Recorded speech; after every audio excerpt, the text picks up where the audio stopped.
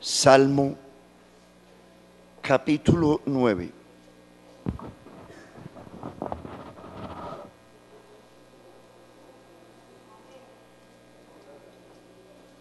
Salmo 9 dice el verso 11 y 12: Cantad al Señor que habita en Sión, publicad entre los pueblos sus obras, porque el que demanda la sangre se acordó de ellos, no se olvidó del clamor de los afligidos.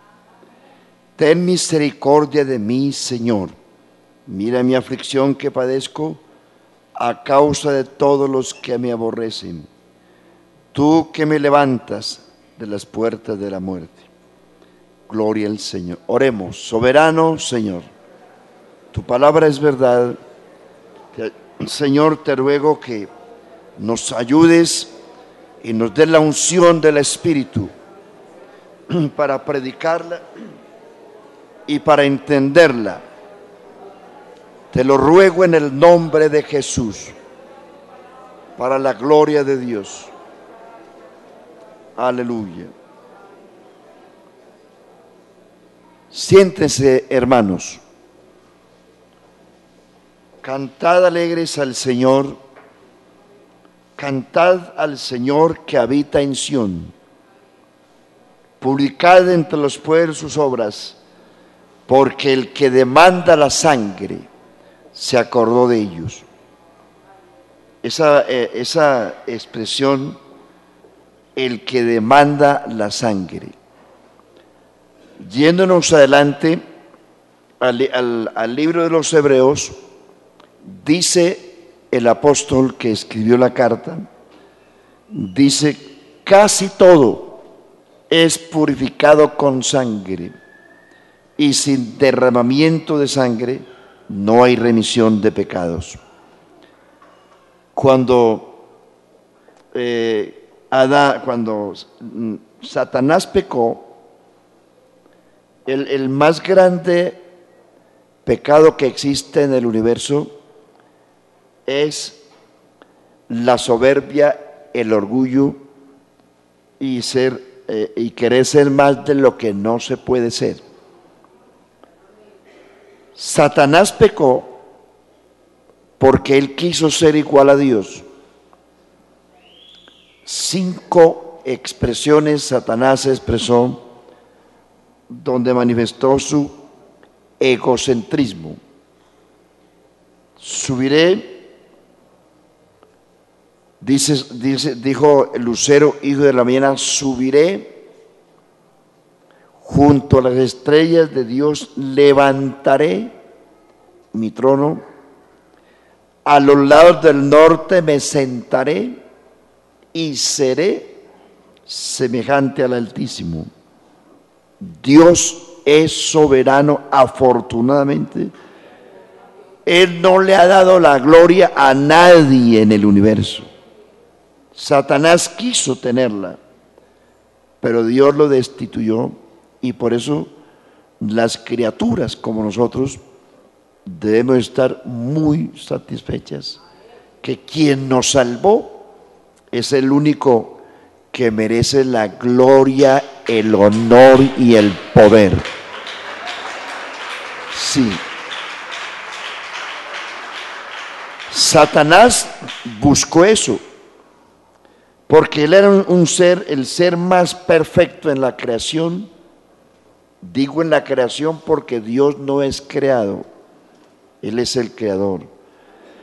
Pero en la creación, Satanás, que no llamaba Satanás, sino Lucero, hijo de la mañana, se convirtió en un asqueroso demonio, en una asquerosa serpiente, cuando quiso, porque a él lo siguió la tercera parte de los ángeles.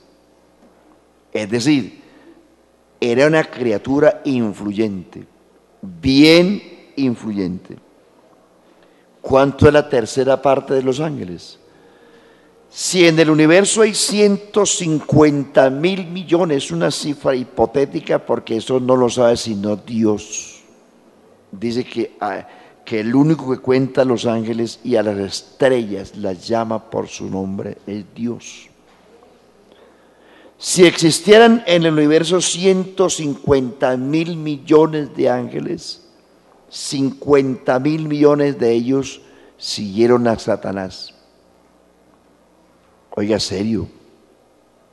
Dice que él arrastró la tercera parte de los ángeles. Y esos ángeles que lo siguieron son los que hoy se llaman los demonios, espíritus malignos. Y es tanta la cantidad de demonios que existen en el planeta que Dios tiene que Dios permitió que una serie de ellos, bueno, yo hablé de 50.000 millones, es una cifra hipotética, no sabemos cuánto es, pero eso es por decirlo. Pero el universo, sobre todo el planeta Tierra y los aires, están inundados, infestados de demonios. Y es tanta la magnitud y el número de los demonios que segunda de Pedro 2:4 dice que Dios encerró en prisiones de oscuridad a los que no guardaron su dignidad. Es decir, cuando se habla de dignidad, se habla de altas jerarquías en el gobierno de los ángeles. Los que no guardaron su dignidad era porque tenían algún grado de dignidad. Y esos que tuvieron ese grado de dignidad en el gobierno de Dios son ellos, es decir, los jefes de los demonios son los que Dios encerró en prisiones de oscuridad. Es decir, que todos los demás están sueltos, pero hay un número de demonios, grandes jerarcas, encerrados en prisiones de oscuridad y reservados al juicio final. Es decir, que no están sueltos, porque como Dios es Dios y el Creador, Él tiene poder de amarrar los demonios cuando quiere. Y en el milenio Dios va a amarrar a Satanás con sus demonios y no le va a permitir hacer nada, porque el que va a mandar aquí en la tierra es el Señor. Pero fíjese usted que en el libro de Apocalipsis dice que a un ángel poderoso se le dio la llave del pozo del abismo en la gran tribulación. Y ese ángel abrió el pozo del abismo y de allí salieron demonios por cantidades que inundaron la tierra.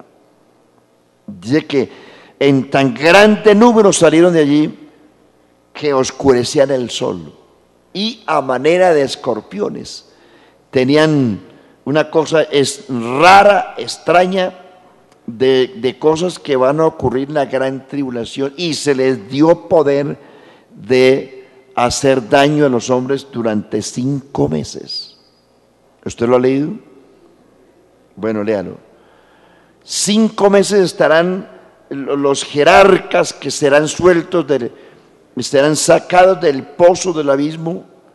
Imagínese usted que si con los que hay en la tierra el mundo está infestado de maldad, en la gran tribulación va a haber más demonios de los que hay. Y esos se convertirán, dice la Biblia, en tormento para los seres humanos durante 5 meses, y en esos 5 meses los hombres buscarán la muerte y no la hallarán. Dice que atormentarán a los hombres día y noche. Será tenaz. ¿Esa es parte o es uno de los juicios en la gran tribulación? Por eso que Dios nos guarde, hermano. Que Dios nos guarde, y guárdese usted también, porque no es que Señor ayúdame, no, nosotros también tenemos que guardarnos y huir del pecado. Huye, dice Dios, huye de las pasiones juveniles, dice Pablo. Dice, huid de la fornicación. Cualquier otro pecado que el hombre cometa está fuera del cuerpo, pero el que fornica contra su propio cuerpo peca. ¿O no sabéis que sois templo del Espíritu Santo, como dijo Dios? Habitaré y andaré entre ellos.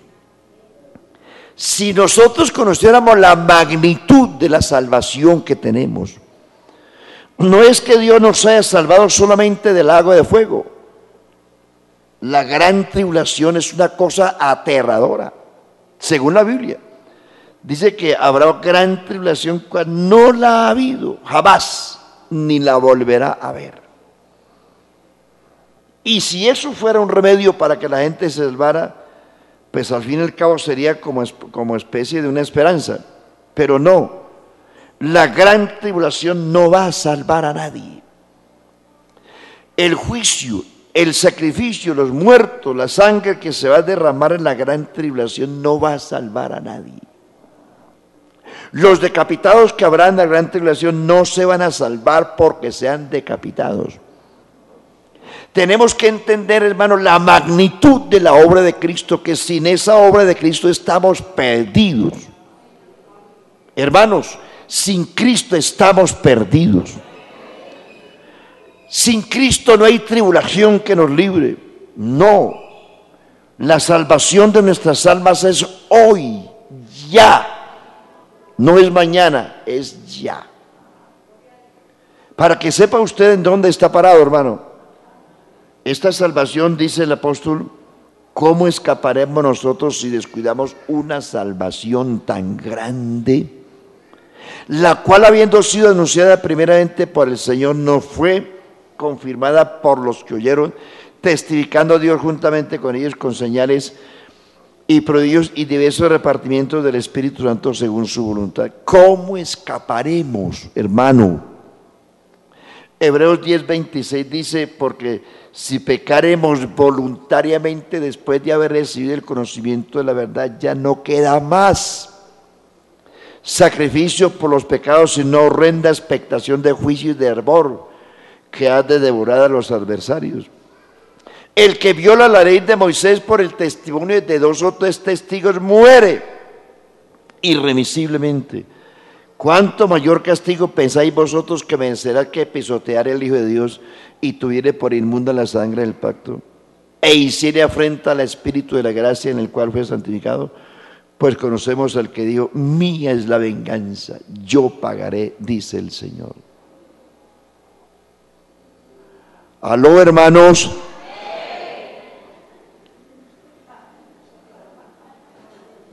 Les hablo del amor de Cristo. De eso estamos hablando.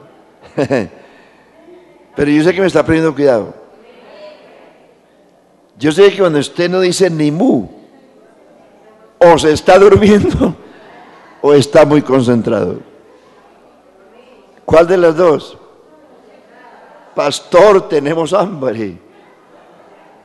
Lo siento por mí porque yo tampoco he comido.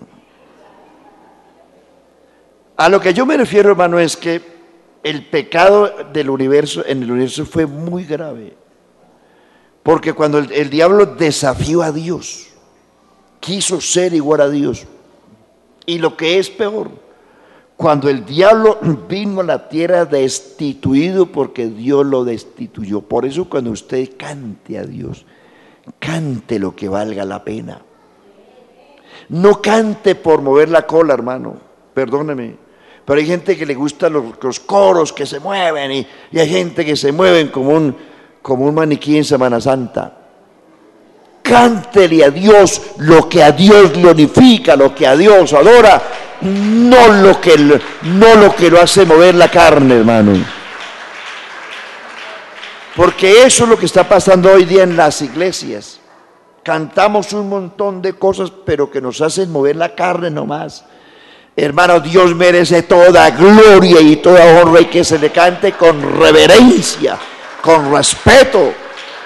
Que lo que cantemos trascienda los cielos y traspase fronteras y que el nombre de Jesús sea glorificado y que la gloria se la lleve Él, no nosotros.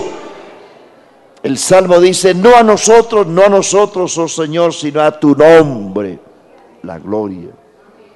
Y dice Dios, yo no daré mi gloria ni mi alabanza a esculturas, a nadie se la doy, porque mía es mi gloria.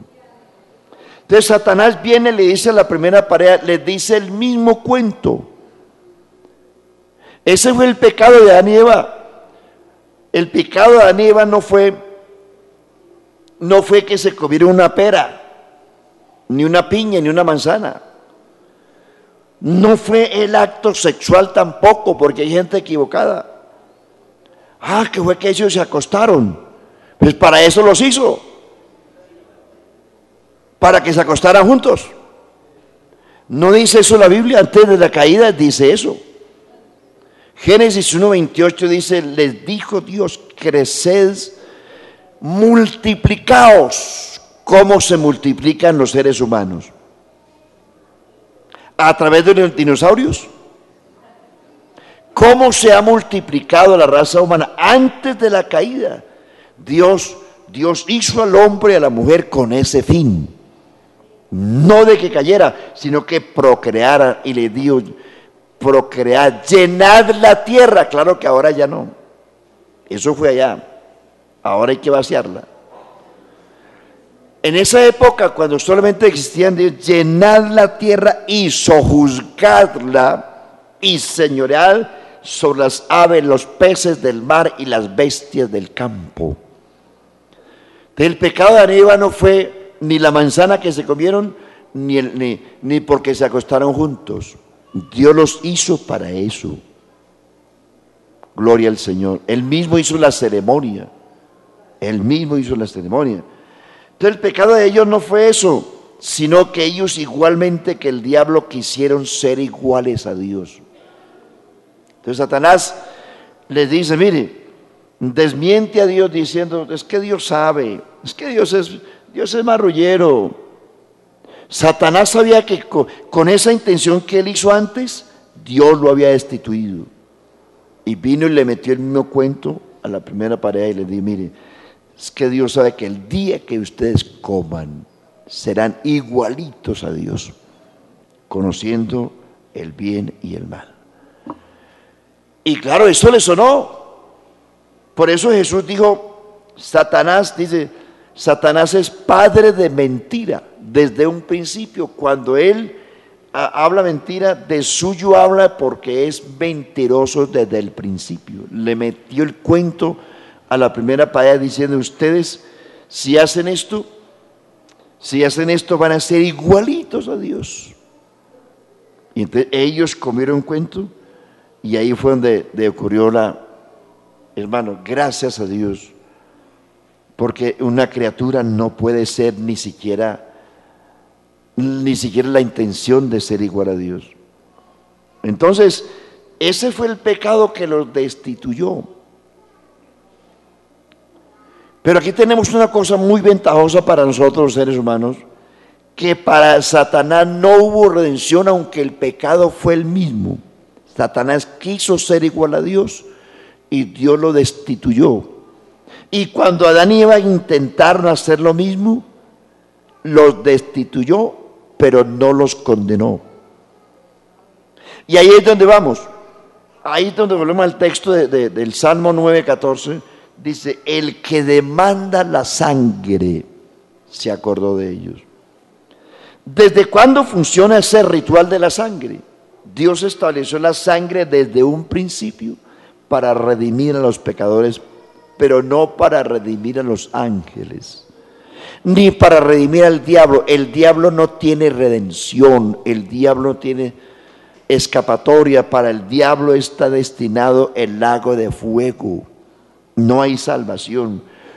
Y como el diablo sabía eso, entonces vino y le metió el cuento a la primera pareja y pecaron de la misma manera. Entonces el diablo dijo, ahora me van a acompañar a mí también en mi desgracia. Pero Dios tenía un plan B. A Dios no se le agotan los recursos, hermano. Tranquilo, Dios todo lo puede, no temas ni desmayes. Gloria a Dios. Si este plan falla, tiene otro, y si otro falla, tiene otro. A Él no se le agotan los recursos, estamos en las manos del que todo lo puede. Digan gloria a Dios. Feliz Lucifer. Y dijo, ahora me van a hacer compañía también en mi desgracia. Cuando eso ocurría, Dios trabajaba con el hombre y Dios le dijo, bueno, usted se la ganó, se la va a llevar. Pero aquí le he dicho varias veces que Dios estableció la sangre desde el paraíso. Desde el paraíso encontramos que cuando Dios sacó al hombre porque lo destituyó, porque tenía que destituirlo, porque Él se lo había dicho, lo destituyó, pero no le dio gusto al diablo. Y no se preocupe, hermano, sea fiel a Dios, que Dios no le va a dar gusto al diablo. Dios no lo va a entregar a usted a una tentación que usted no pueda soportar. Dice la Biblia que Dios no lo dejará ser tentado más de lo que usted pueda. Tranquilo, hermano. Posiblemente usted tenga adversidades, problemas, escasez. No sé por dónde camina usted, pero ánimo, agárrese del Señor Jesucristo, que en el momento en que usted crea que Dios lo dejó, no. Y eso pasa muchas veces en la Biblia. Cuando Agar pensó que Dios la había abandonado y entregó a ese muchacho para que se muriera, le apareció Dios y le dijo a Agar, levántate, toma al muchacho, sosténlo con tu mano, porque yo haré de él una gran nación. Cuando usted crea que se acabó todo, ahí es donde aparece Dios. Tranquilo, Dios todo lo puede. Confía en Él. Casa de Israel, confía en el Señor. Él es tu ayuda y tu escudo. Casa de Aarón, confía en el Señor. Él es tu ayuda y tu escudo. Dice el Salmo. Todas las naciones esperen en Él, porque Él es nuestra ayuda y nuestro escudo. Iglesia de Cristo, espera en Él, porque Él es nuestra ayuda y nuestro escudo. Que estás pasando momentos difíciles, puede ser, pero el Dios que hace milagros no se ha muerto. El Dios que sustentó a Elías está vivo. El Dios que multiplicó los panes y los peces está vivo. Aleluya, alabado sea el nombre del Señor, está vivo. Y Dios trabajaba con Adán en el paraíso, porque esto de la sangre no es cuestión de ahora. Allí Dios les extendió su misericordia y su gracia que el diablo nunca pensó. Y enseguida vio la situación miserable de la pareja cuando los vio vestidos con hojas de plátano. Bueno, hojas de higuera, que es lo mismo. Me dijiste que haría el pobre Adán remendando una hoja de plátano, metiendo una uva para cocerla, y con eso se vistieron. Pero Dios es tan bueno, y lo miró y le tuvo pesar. El pobrecito Adán, hombre, ese loco por donde se metió. Sí, y salió corriendo cuando escuchó el susurro de la voz de Dios, salió corriendo y Dios detrás de él. Adán, ¿dónde estás? ¿Qué has hecho? Oí tu voz en el huerto y tuve miedo y me escondí. Imagínese esconderse del Señor. Adán, venga, yo te conozco a ti por dentro y por fuera. Tranquilo. Bueno, ya Dios le cumplió la sentencia, porque así era, pero Dios cogió unos animales, los sacrificó, derramó la sangre de los animales, con la sangre los redimió, tomó las pieles de los animales, les hizo vestidos, un vestido de piel de animal puede durar años, los vistió y con la muerte, lo que les he hecho aquí, con la sangre de los animales los redimió, que eso significa redención, con las pieles los vistió, significa justificación, y con la muerte de esas víctimas los sustituyó. Es decir, tú estás condenado a morir, pero yo tengo un plan B. Aquí hay unas víctimas que yo voy a sacrificar en lugar tuyo. esas víctimas van a morir para que tú no mueras, porque la paga del pecado es muerte. Pero si hay alguien que puede sustituirte, yo voy a matar esa víctima en lugar tuyo. Desde el paraíso se ve que el que demanda la sangre se acordó. Desde el paraíso se nota la doctrina que se llama doctrina de la sustitución. En el Antiguo Testamento, la oveja moría por el pastor. En el Nuevo Testamento, el pastor murió por las ovejas. En el Antiguo Testamento, la sangre que redimía o que expiaba el pecado del hombre era la sangre de corderos y de tórtolas o de palominos. En el Nuevo Testamento, la sangre que limpia es la sangre de Cristo. Y aquí hay una serie de eventos históricos, la importancia de la sangre en la historia. Esa arrancó desde el Edén. La sangre es un símbolo de redención y también es un símbolo de vida. Sustitución. Esa línea que arrancó en el paraíso terminó en la cruz. Allí en el capítulo 4 de Génesis usted encuentra otra historia muy bonita de dos hermanos, que el uno se llamaba Caín y el otro se llamaba Abel. ¿Usted sería capaz de poner un niño Caín? ¿Cierto que no? Cuando uno mira lo malo que fue esa persona, uno como que asocia esa persona con lo malo. ¿Cuántos nombres existen en la tierra, en la iglesia, en la tierra, cuántos Samueles hay? ¿Cierto? Danieles, Ezequiel, muchos. ¿Cuántos Jesús hay? Y la pregunta es, ¿cuántos se llaman Caín? Creo que ninguno. ¿A usted le gustaría colocar un hijo Judas Iscariote? Menos. ¿Le gustaría poner un hijo Nimrod? Nimrod fue un enemigo de Dios. En Génesis capítulo 11 fue el primer hombre, el primer emperador que se levantó contra Dios. Nadie se atrevería a colocar un hijo Nimrod. Sin embargo, yo conocí un pastor que puso un hijo Nimrod. Nimrod Antonio. Para anestesiar el nombre del muchachito lo puso Antonio. Bueno, aquí encontramos dos personajes. Dice que Caín llevó una ofrenda de lo mejor de la tierra. No fue cualquier cosa. El hombre también se fajó un sacrificio, una ofrenda. Y Abel llevó una oveja y la presentaron ambos a Dios. Dice la Biblia que Caín ofreció un sacrificio. Entregó una ofrenda que Dios no miró con agrado, mientras que Abel trajo un sacrificio y lo puso sobre el altar, lo degolló esa ovejita, y dice la Biblia que Jehová miró con agrado la ofrenda de Abel antes que la de Caín. ¿Por qué? Porque Abel fue enseñado que para uno vivir delante de Dios tenía que tener un sustituto.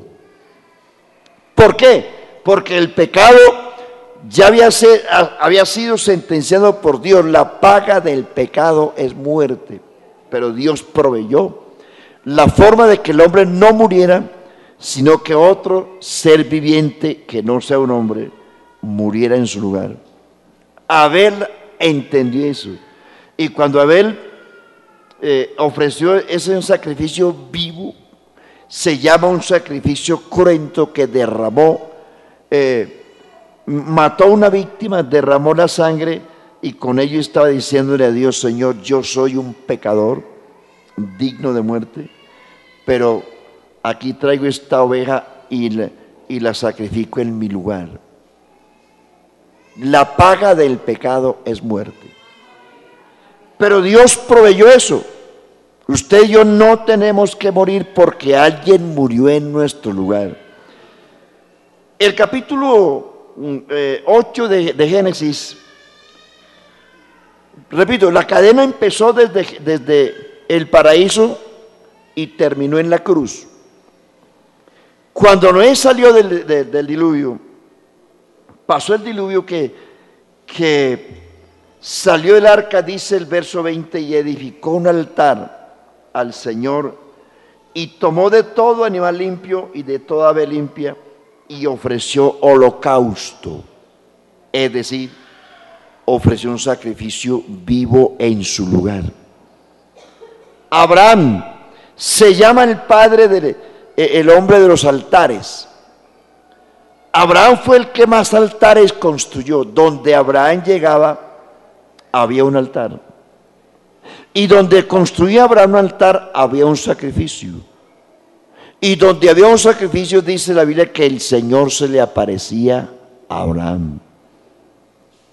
Ya usted recuerda lo que Abraham iba a hacer con su hijo Isaac, lo iba a sacrificar. Pero después de que Dios le dice, yo ya he entendido que tú temes a Dios, dice que Abraham antes le había dicho a su hijo Isaac, Dios se proveerá de cordero.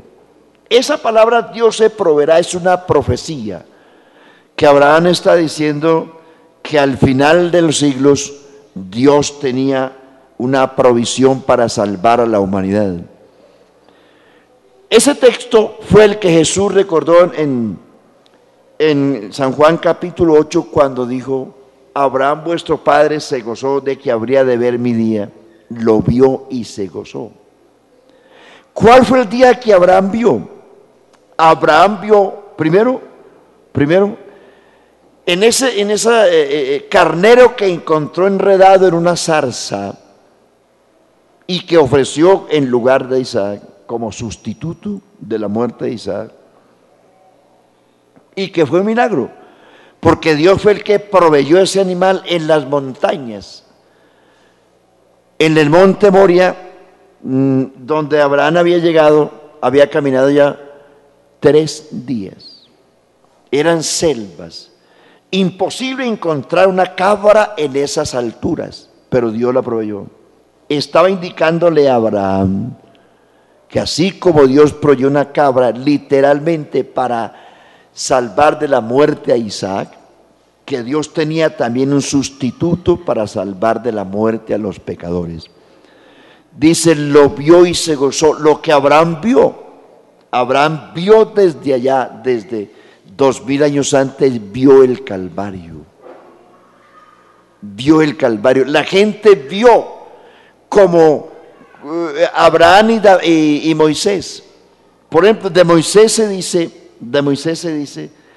que Moisés, hecho ya grande, rehusó llamarse hijo de la hija de Faraón porque prefirió el vituperio de Cristo que gozar de los deleites temporales del pecado, y prefirió el vituperio de Cristo porque se sostuvo como viendo al invisible.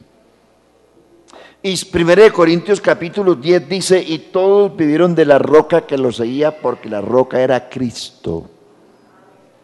Los grandes patriarcas y profetas del Antiguo Testamento murieron con la esperanza de que al final de todo había un Redentor, un Mesías, que sería sustituto de los pecadores.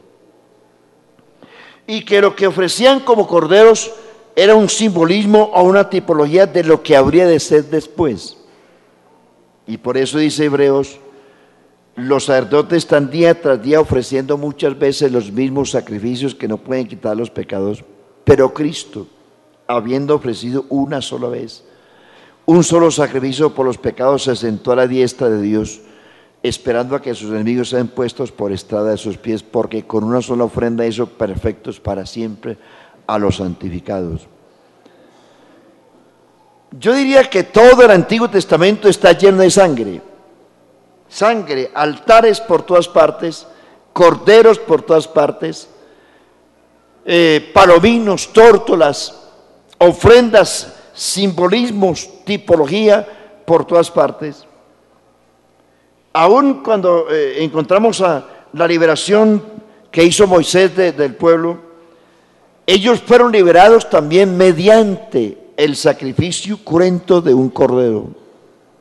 No hay redención, hermano, sino a través de un sacrificio.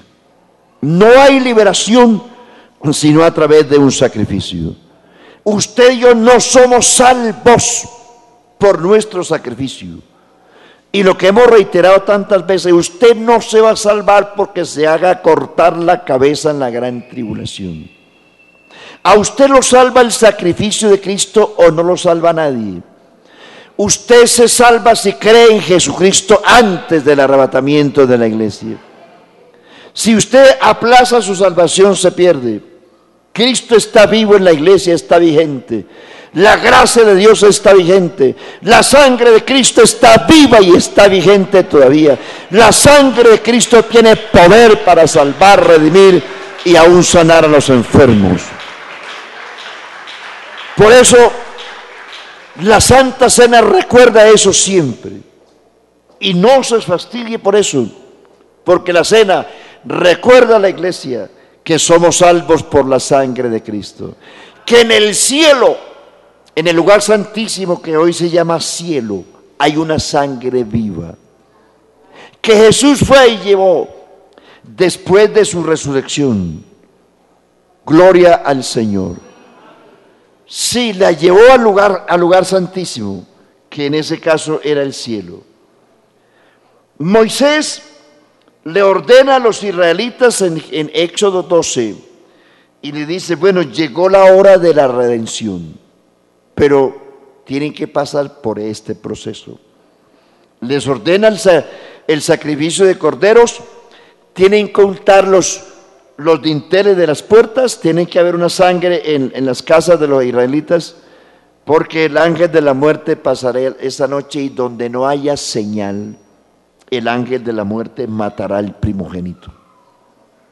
Si alguna cosa le tiene miedo al diablo, es al nombre de Jesús y al poder de su sangre.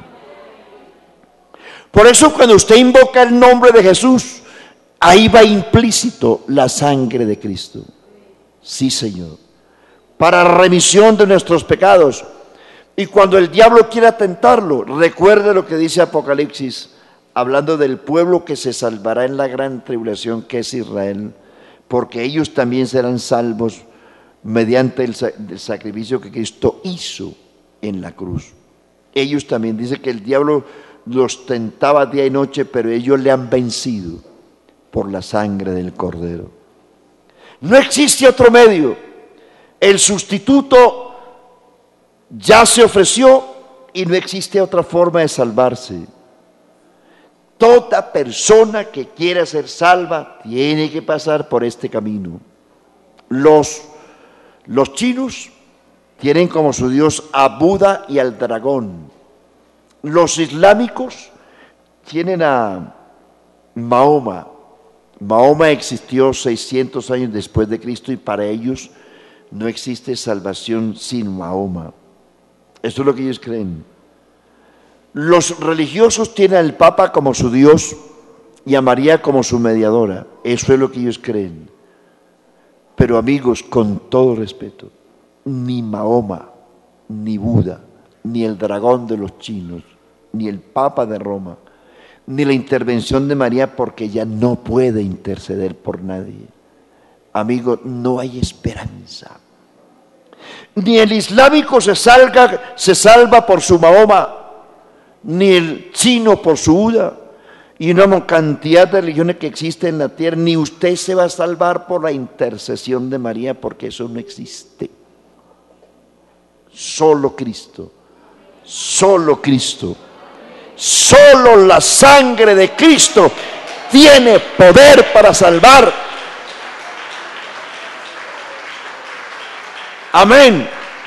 Solo la sangre de Cristo puede salvar. Los chinos, japoneses, islámicos, católicos, pentecostales, evangélicos, trinitarios, budistas, hindúes. Solo la sangre de Cristo tiene poder para llevar al cielo un pueblo redimido con la sangre de Cristo. No existe otro camino. Por muy bonita que sea su religión, su organización, lo que usted crea que es bonito, los lujos que tenga, la Capilla Sixtina, lo que usted tenga como reliquia y que pueda decir, miren qué maravillas. Eso fue lo que los apóstoles quisieron impresionar al Señor. El templo que había en ese momento era hermosísimo porque Herodes lo había reconstruido y era una cosa muy hermosa. Y los apóstoles le dijeron al Señor, Señor, mira qué edificios, qué cosa tan bonita. ¿No te admira estos edificios, maestro? ¿Y cuál fue la respuesta de Jesús? ¿Veis estos edificios? Dice, no quedará piedra sobre piedra que no sea destruida. Hay gente que se pega de las obras de arte, cosas bonitas externas. Y esto es lo que los atenienses, el capítulo 17 de los Hechos, ellos pensaban, porque ellos tenían los mejores templos y las mejores universidades. Los mejores monumentos los tenían ellos.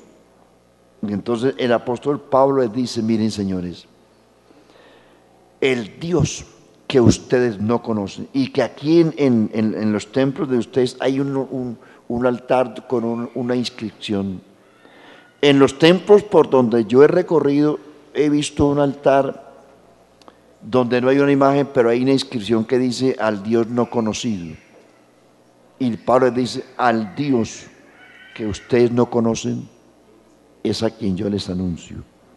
Y les dice, el Dios que hizo los cielos y la tierra no habita en templos hechos por manos de hombres, ni es honrado por manos humanas como si necesitase de algo, pues Él es el que da vida a todos, y de una sangre ha hecho todo el linaje de los hombres, y les ha prefijado el orden de los tiempos y los límites de su habitación, para que de alguna manera, para que habiten sobre la tierra, y que de alguna manera palpando puedan hallar la presencia de Dios. Aunque no está lejos de cada uno de nosotros, porque en Él vivimos, por Él somos y por Él nos movemos. Porque alguno de vuestros poetas también dijo, linaje suyo somos. Siendo pues linaje de Dios, no debéis pensar que la divinidad sea semejante a oro o plata, o piedra de arte, de escultura y de imaginación de hombre. Es decir, no trata de impresionar a Dios. Salomón, cuando inauguró el templo, que era una cosa de locos, tapizado en oro, enchapado en oro, todo lo que usted quisiera. 102 toneladas de oro se usó en el templo de Salomón para enchaparlo. Y Salomón dice, cuando entra a inaugurar el templo, dice, es verdad que Dios habita con el hombre en la tierra. Y dice, he aquí que los cielos y los cielos de los cielos no te pueden contener. Cuanto menos esta casa que yo he edificado. Pero Salomón agrega, pero tú mirarás a la oración con que se ora en este lugar. Cualquiera que tuviera una petición y viniera a este lugar, tú la escucharás. Y Dios se acerca y le responde, Salomón, yo he mirado esta casa y he puesto aquí mi nombre. Cuando dice he puesto mi nombre, quiere decir he puesto aquí mi presencia. Y yo, y todo aquel que invocare mi nombre aquí, yo lo oiré. Pero, si aconteciera que quienes vienen a adorar en este templo se apartaren e hicieren conforme a las abominaciones de las demás naciones, este templo majestuoso que hoy se inaugura, se convertirá en un muladar y en habitación de erizos y lechuzas.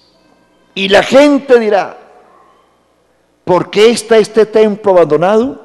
Y ellos tendrán una respuesta: por cuanto la gente que adoraba aquí no siguió las normas de su Dios, y este templo será un muladar. Y así ocurrió. Años después, Nabucodonosor vino y lo destruyó, y no quedaron sino ruinas, desastres, porque a Dios no lo asustan los templos bonitos, ni el oro, ni la capilla Sistina, ni las obras de arte. Eso para Dios es polvo, es basura, es estiércol. Y Dios no vino aquí a este lugar para mirar cómo está construido esto. Lo que Dios mira aquí es tu corazón, tu vida. A Dios no le importan las paredes de este templo, ni las bancas, ni el techo. Nada de eso le importa a Dios. Esto es muy bonito y aquí se sentirá la presencia de Dios siempre y cuando haya un pueblo que lo adore de corazón. ¿Cuántos adoran a Jesucristo esta noche?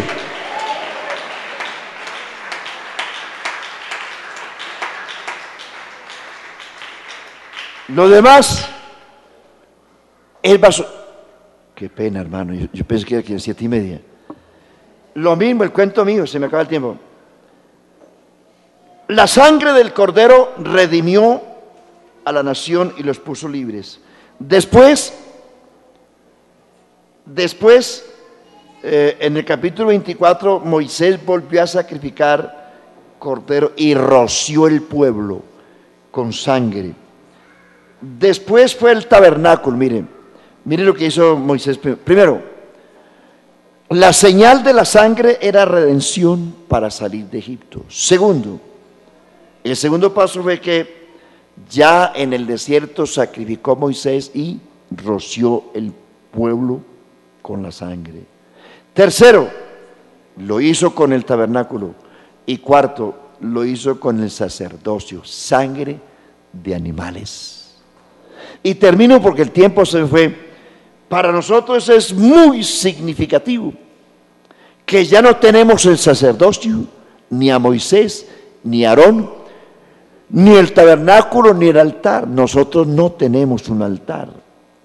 El último altar fue la cruz. Hoy la iglesia tiene el trono de gracia.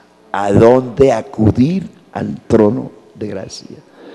Y el honor que nos asiste a usted y a mí es que hemos sido revividos no como los israelitas, sino con la sangre preciosa de Cristo, que vale mucho más que 50,000 millones de corderos que hayan ofrecido en el Antiguo Testamento. No importa el número de ellos, la sangre de Cristo tiene más poder que todos ellos, porque la sangre de Cristo vive en la presencia de Dios. Y esa sangre de Cristo está puesta en el lugar santísimo, desde donde Dios nos mira. Y cuando el diablo lo provoca a usted y lo hace sentir mal, Dios dice: la sangre de Cristo lo limpia de todo pecado.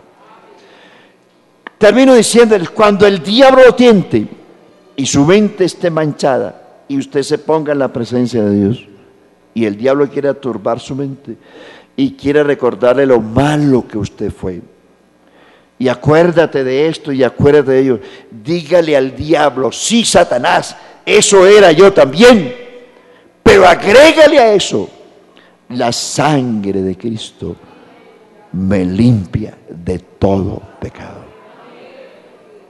Vaya confiado en el nombre de Jesús, porque la sangre de Cristo está vigente, está viva. Estén de pies, hermanos. Demos gracias a Dios, hermano. Concentra tu mente, pon tu mente en la sangre de Cristo, que es el antídoto contra el pecado, y tu conciencia cuando el diablo quiera mancharte. Señor Jesús, te doy gracias, porque a pesar de todo, te acordaste también de nosotros. El que demanda la sangre se acordó de nosotros. Nos ha redimido con tu sangre. Límpianos, Señor, nuestras mentes, nuestras conciencias de obras muertas, para que podamos servirte, Señor, en el nombre de Jesús. Dios les bendiga, hermanos.